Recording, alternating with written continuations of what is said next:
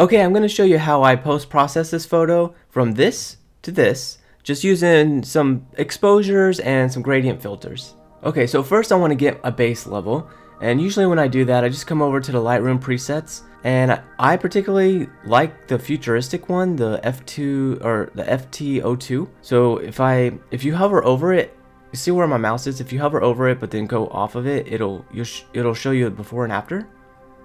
So you can kind of see the effects that it does. So I'm going to select that to give my base model. And then I want to brighten up this photo. So I'm going to go over to exposure, and I'm just going to go up to maybe 2 stops like this. And then now we have the skies kind of blown out. So I want to bring back some of the clouds. So I'm going to go to the highlights. I'm going to go minus on the highlights. So I'm going to go pretty far, maybe like minus 91. And then all the other settings, we see it came from the presets, like the texture added +5, the whites added +14, the blacks added +35, and the dehaze added +10, and the vibrance added +15. And I do like a little bit of vignette, so I'm going to scroll down here to vignette, and I'm just going to add just a little bit, like -6. Okay, and this is kind of the exposure that I want to keep. So we'll come over here. I added some snapshots of what it used to look like. So that's the before, that's the after.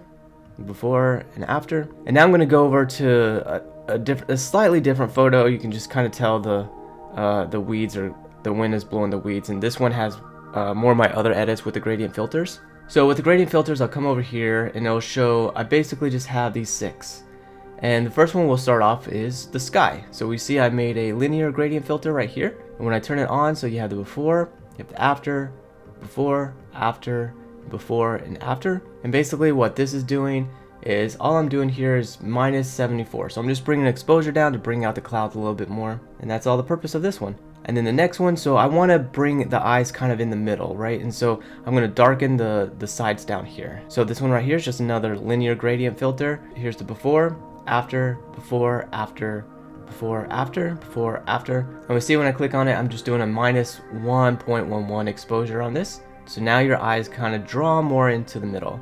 But I don't want to stop there. I want to kind of do the sides again a little bit. So I have another one right here, and this one has 2 layers on it, 2 gradient filters. So you got one down here and you got one right here. So here's the before, after, before, after, before, after, before, after. So when I select it, you'll see all that is just another -0.44, and it's on both of them since it's on the same layer. So you got one here, got one here. Okay, so that's starting to look good, and now I want to play around with the sunset. So I want to warm this up a little bit more. So I have a radial gradient filter here, and we'll see it before, after, before, after, before, after, before, after. And what this is doing, if I select it, you see I'm bringing down the exposure again, just -0.23. And then I'm adding a lot of contrast, so I add 52 to contrast. But then on the temperature side right here, I'm plussing all the way to the right to 100 with and that gives you the warm colors. And then I'm adding 53 magenta. Okay, so with my next filter with the sky, I'm gonna bring down just on the side right here, similar to what I did on the bottom sides. I'm gonna do it on the top side, so we have this linear filter here. So you have before, after, before, after, before, after, before, after. And all this is doing is just exposure again, so you have -0.59. And then with the shadows, I'm going all the way to -100.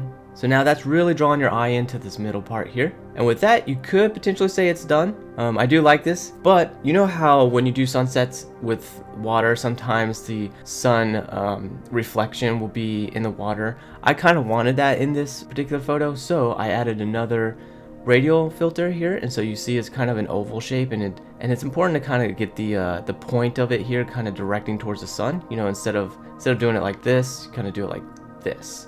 Okay, so now you can already see the effects of it. So before, after, before, after, before, after, before, after. Okay, and so basically what this is doing, this one I brightened it up, so +0.53, and then over here in the temperatures, I warmed it up to about 58, and then on the tint, I put it over to +100.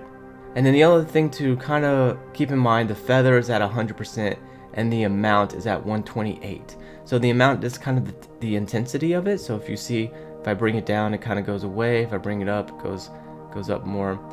So just playing around with this, I've got it. I found that I liked it at 128.